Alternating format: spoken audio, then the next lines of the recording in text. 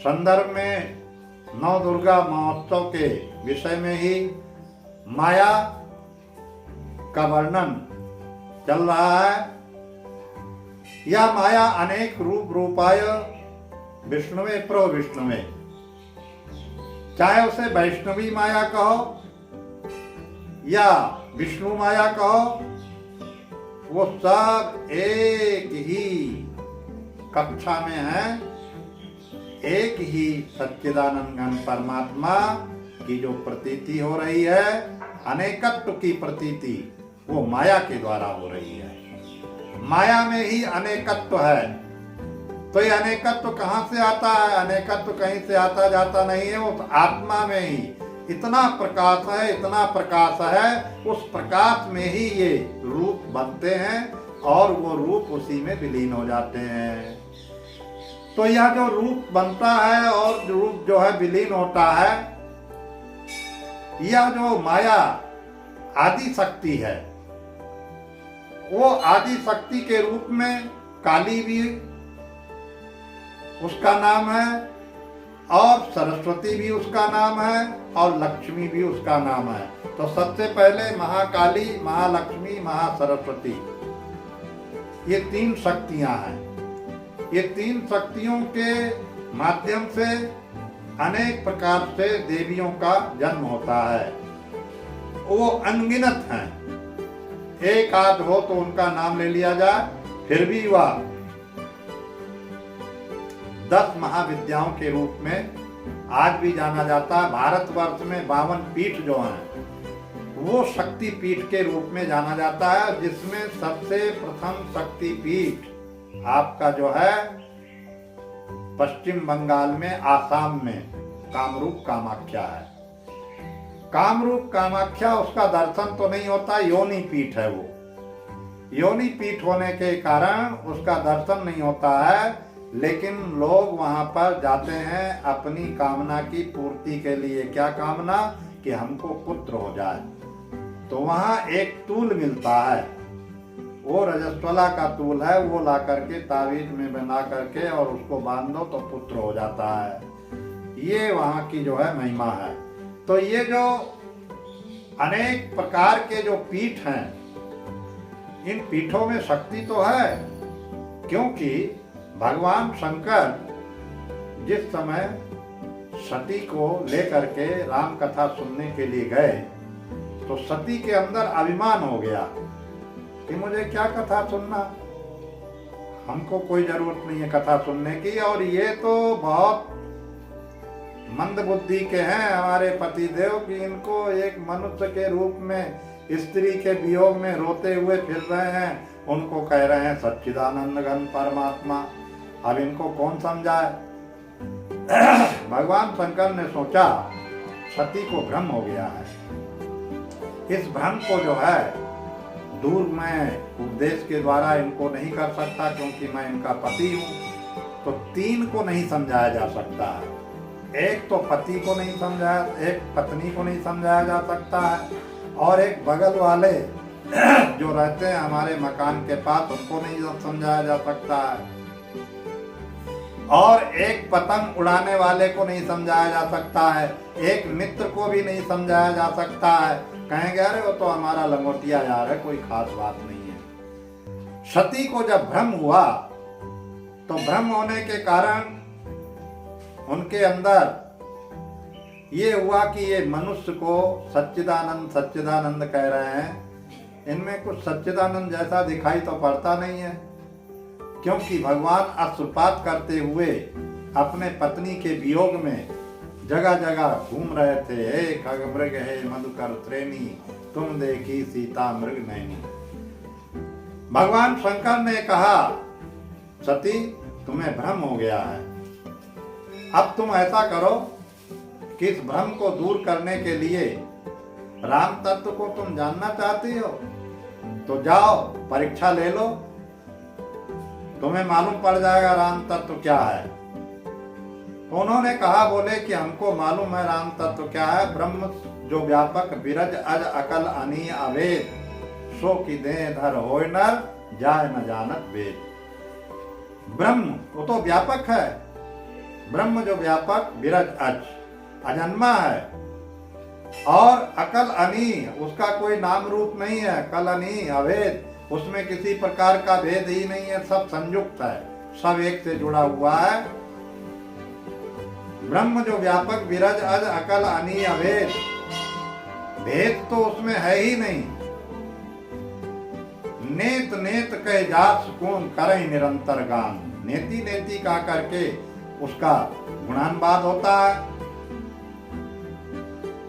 इसलिए जो है जब नेति नेति कहते हैं या नहीं या नहीं या नहीं, फिर जो शेष बचेगा वही ब्रह्म है, क्योंकि उसके बाद वाणी मौन हो जाती है, कहने में आता नहीं है। यतो वाचो निवर्तन्ते, अप्राप्त मनसा सा, मन वाणी और बुद्धि का वो विषय नहीं होता है, क्योंकि जो कुछ भी तुम्हें मालूम पड़ता है वो सीमित है, और वो जो सीमित है, जो मालूम पड़ता है, जो सीमित है, उसको वेदांत में कहते हैं परछिन्न, और एक है अपरछिन्न। अपरछिन्न अर्थात अभेद, किसी के साथ भी उसका भेद नहीं है। इसका एक बार सबसे बड़ी जो यूनिवर्सिटी है ऑक्सफोर्ड यूनिवर्सिटी, उसमें इसका अनुसंधान हुआ था। विश्व की यूनिवर्सिटियों में नंबर 1 की यूनिवर्सिटी है। वहां एक ब्रह्म योगी आए, उन्होंने वहां का जो सबसे बड़ा प्रेसिडेंट था उससे कहा कि आप मृत्यु किसे कहते हैं। उन्होंने कहा जो हमारा साइंस जिन जिन लक्षणों से सिद्ध कर दे उसे हम मृत्यु कहते हैं।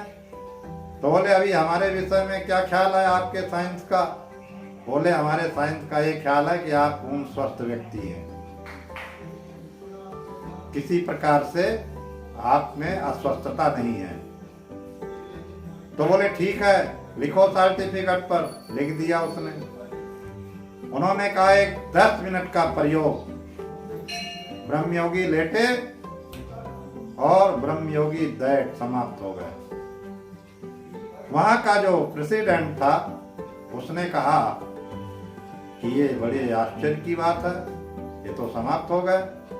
नासिका पर जो है रुई लगाया, कोई हिलना डुलना नहीं, नाड़ी देखा, कोई जो है चलन आदि नहीं, सब कुछ मृत्यु के लक्षण से घटित हो गया उनका शरीर। उन्होंने कहा ये तो घटना बहुत विचित्र घट गई, जो है आश्चर्यचकित हो गया वो। 10 मिनट के बाद ब्रह्मयोगी उठ बैठे,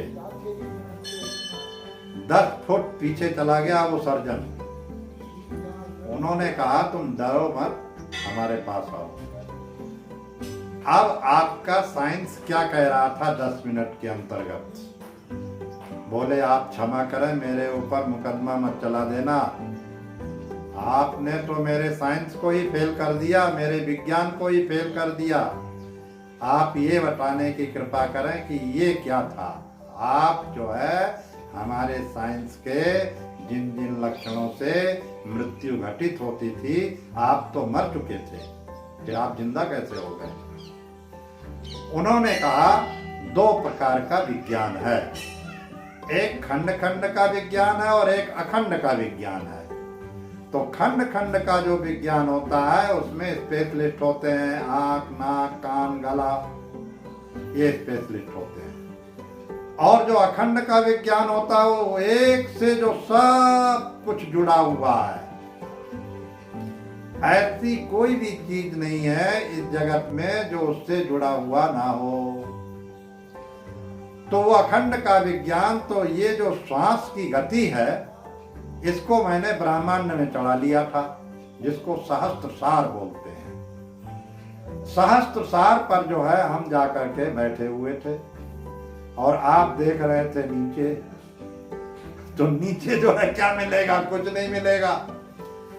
और ऊपर का आपको बोध नहीं है। सहस्त्रसार का आपको क्या बोध है? आपको मूलाधार का ही बोध नहीं है। आप बताइए मूलाधार कहाँ है? तो उन्होंने कहा ये सब आप ही बताने की कृपा करें। तो उन्होंने कहा मूलाधार अर्थात सेक्स सेंटर, वो गुदा और लिंग के दोनों के बीच में है। एक ऐसी जो है नस, एक ऐसी नाड़ी है कि वहां से वो प्रारंभ होता है। और वह जो है जनेंद्रिय वो बहुत जल्दी स्वचालित हो जाता है और सभी इंद्रियों से वो बहुत प्रखर और बहुत तेजस्वी और बहुत ही जो है जीवंत इंद्रिय है वो। दो काम भी होते हैं उससे, और से तो एक एक काम होते हैं, उससे दो काम होते हैं। एक पुत्रोत्पादन भी होता है और एक मूत्र भी होता है, दो काम होते हैं उससे। तो वह जो जनेंद्रिय है उसके नीचे जो है वो सेक्स सेंटर है। तो ये जो 7 चक्र हैं शरीर में, इन 7 चक्रों का वेदन करते हुए शास्त्र सार पर जाना पड़ता है। बीच में आज्ञा चक्र है। आपको आज्ञा चक्र का भी बोध नहीं होगा, क्या है आज्ञा चक्र? आज्ञा चक्र जहां से सबका आदेश होता है वो है आज्ञा चक्र। आप जो है आज ये निश्चय कर लें कि अध्यात्म का विज्ञान ही सबसे श्रेष्ठ विज्ञान है, क्योंकि जो हमने कहा था मूर्तम च अमूर्तम च, एक मूर्त रूप है एक अमूर्त रूप है। तो पृथ्वी जो है वो मूर्त रूप है, दिखाई पड़ रहा है सबको, और जो है उसमें अनेक प्रकार के गंध भी जो है मालूम पड़ते हैं लोगों को। थोड़ा 2-4 फुट खोदो और फिर उस मिट्टी को सूंघो तो उसमें एक सुगंध आएगी। न्याय दर्शन में प्रश्न किया गया पृथ्वी का क्या लक्षण है, क्योंकि उसका काम ही है लक्षण खोजना। वो ईश्वर का भी लक्षण मांगता है, क्या लक्षण है ईश्वर का, कहाँ है ईश्वर, किसको कहते हैं ईश्वर? ये मूर्ति कहते हैं, फोड़ो इसको, इसमें से देखें ईश्वर निकलता है कि नहीं। इस प्रकार से जो है वह ईश्वर को नहीं मानते, ईश्वर को वो शक्ति के रूप में मानते हैं कि एक ऐसी शक्ति है जो कि वो सर्वव्यापक है। उसी को बोलते हैं चिति शक्ति, उसी को कहते हैं चिदात्मा, उसी को कहते हैं चैतन्य, उसी को कहते हैं स्वप्रकाश। तो जो वो स्वप्रकाश है उसको अपने भीतर ही अनुभव करना होगा, और उसका माध्यम है ध्यान। ध्यान के माध्यम से जब आप बिल्कुल चट्टानवत हो जाएंगे, उस चट्टानवत में 1 घंटे तक, कहने में और करने में बहुत अंतर होता है। 1 घंटे बैठना चट्टानवत बहुत मुश्किल हो जाएगा। सारा काम जो है सारा काम करना सरल है संसार का, कोई भी काम कर सकते हो। कोई अगर कहे कि हिमालय पर शंकर जी बैठे हैं, जा करके मिल आओ, तत्काल जाएगा बोरिया बिस्तर बांध करके जो है। लेकिन जैसे जैसे ऊपर चढ़ना होगा वो सब छोड़ता जाएगा, सब छोड़ता जाएगा। वहां जाने का एक ऑक्सीजन ही खत्म होने लगेगा, उसकी सांस ही रुकने लगेगी, जो है सांस ही चलने में बड़ी कठिनाई होगी। लेकिन वहां तक पहुंच जाएगा, और फिर अगर नहीं मिले शंकर जी तो कहेगा अरे कहाँ लोग कहते थे शंकर जी बैठे, यहाँ तो कोई भी नहीं बैठा है। तो ये जो उपासना है ये भावनात्मक है। आज इसकी चर्चा इतनी ही करेंगे, भावनात्मक की चर्चा कल फिर।